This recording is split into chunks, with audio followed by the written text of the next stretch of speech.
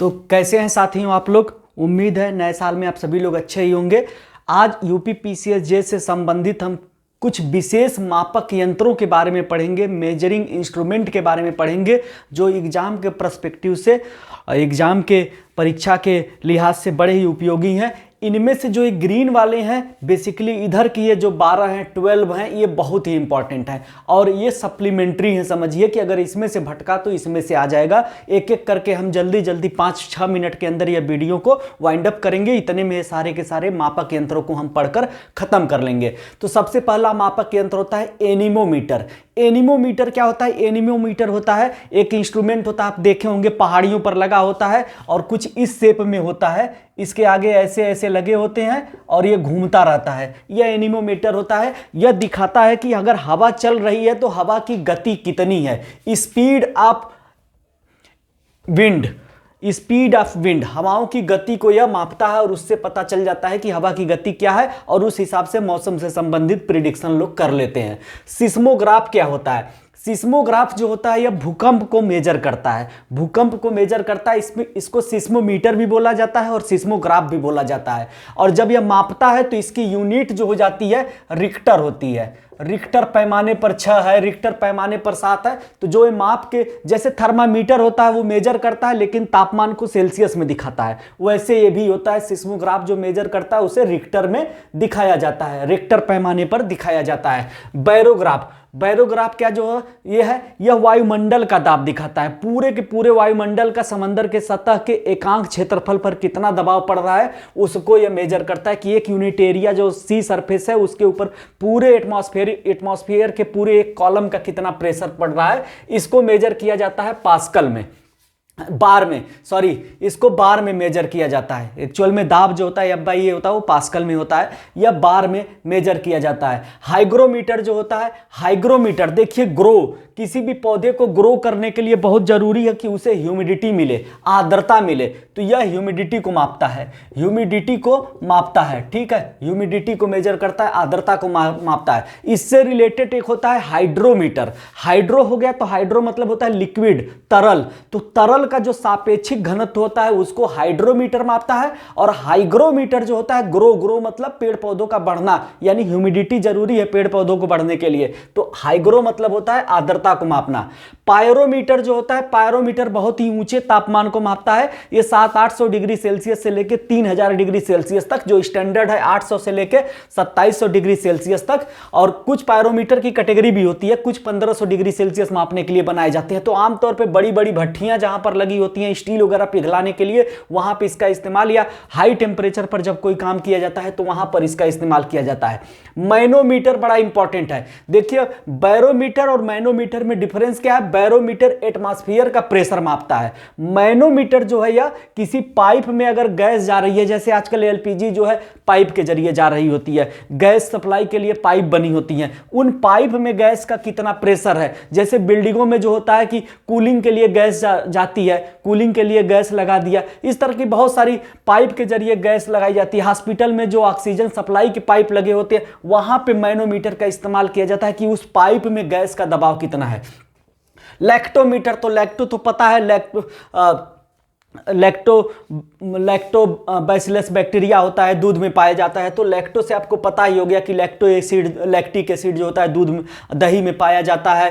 ठीक है, तो लैक्टो से पता चल गया होगा कि यह दूध से संबंधित है। तो दूध की शुद्धता मापता है। यह एक्चुअल में दूध के अंदर पानी और क्रीम के बीच का जो घनत्व है, डेंसिटी है, उसको मेजर करता है और उससे बता देता है कि इतना दूध है तो इतना इसमें इसके क्रीम की डेंसिटी इतना ही होनी चाहिए। इससे पता चल जाता है कि दूध में मिलावट नहीं है। तो दूध की शुद्धता को मापता है। पायरोहेलियोमीटर, देखिए, एक पायरोमीटर होता है और पायरोहेलियोमीटर होता है। पायरोहेलियोमीटर क्या होता है? यह सोलर रेडिएशन को मापता है। सोलर रेडिएशन को मापता है कौन? पायरोहेलियोमीटर। सूरज से कितना रेडिएशन निकल रहा है उसको पायरोहेलियोमीटर मापता है। पायरोहेलियोमीटर सूर्य से कितना मात्रा में जो है सूरज से कितना मात्रा में रेडिएशन निकल रहा है। रेडिएशन क्या होता है? रेडिएशन की अगर बात करते हैं तो जब एनर्जी बिना किसी मीडियम की एक जगह से दूसरी जगह तक चली जाती है तो उसे हम रेडिएशन बोलते हैं। उसमें इलेक्ट्रोमैग्नेटिक वेव और तरंगों का इस्तेमाल है, जो भी है। ठीक है, छोड़ दीजिए इसे। ब्रैग है या ब्रैग है, बैग नहीं है, ब्रैग है। Bragg spectrometer. ब्रैग स्पेक्ट्रोमीटर जो होता है वह एक्सरे की जो किरणें होती हैं उनका वेवलेंथ मापता है। वेवलेंथ को हमेशा एंगस्ट्रॉम में दिखाया जाता है। एक angstrom is equal to 10⁻⁻10 metre होता है। तो एक्सरे जो होता है, एक्सरे का वेवलेंथ मेजर करने के लिए ब्रैग स्पेक्ट्रोमीटर का इस्तेमाल किया जाता है, बहुत ही इंपॉर्टेंट है।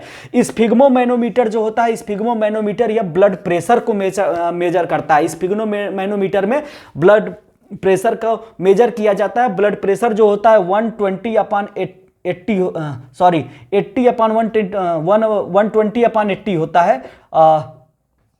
इसको mmgh में मापा जाता है, मिलीमीटर मरकरी।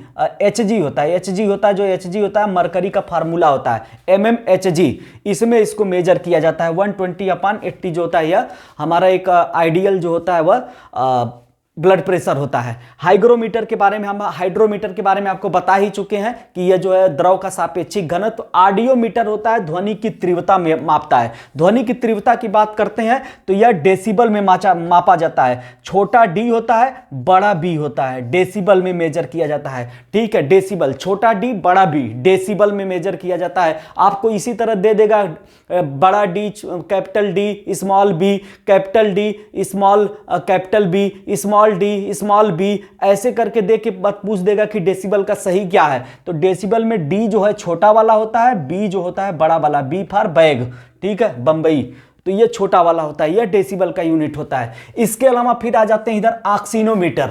ऑक्सीनोमीटर क्या होता है? यह पौधों की ग्रोथ को मापता है। ऑक्सीनोमीटर जो होता है पौधों की ग्रोथ को मापता है। बेसिकली ऑक्सीन एक हार्मोन होता है जो पौधों में पनपता है और यह बनता है, यही हार्मोन पौधों की जड़ों और तने और उसकी शाखाओं की वृद्धि के लिए जिम्मेदार होता है। ऑक्सीन हार्मोन की खोज डार्विन ने किया था, याद रखिएगा, ठीक है। पौधों की ग्रोथ को मापता है ऑक्सीनोमीटर।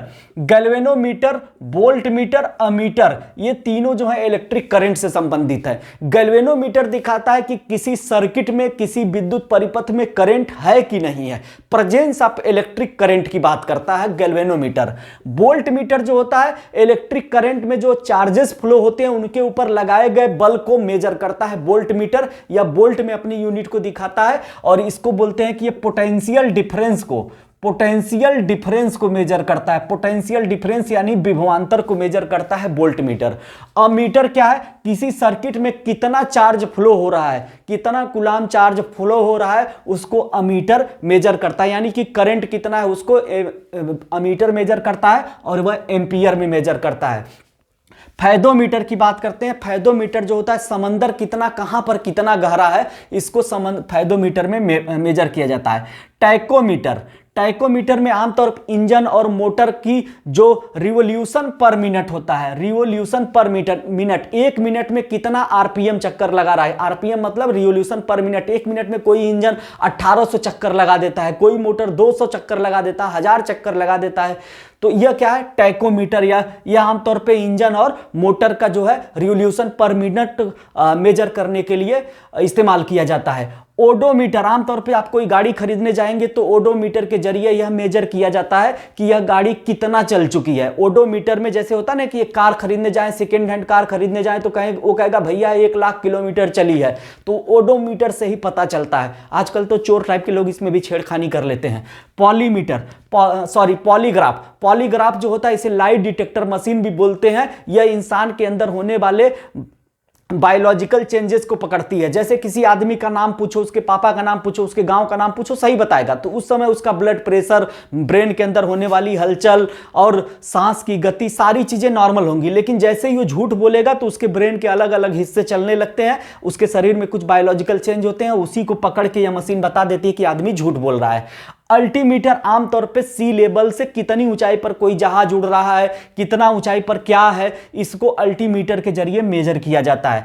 बोलोमीटर जो होता है किसी भी सोर्स से निकलने वाले इलेक्ट्रोमैग्नेटिक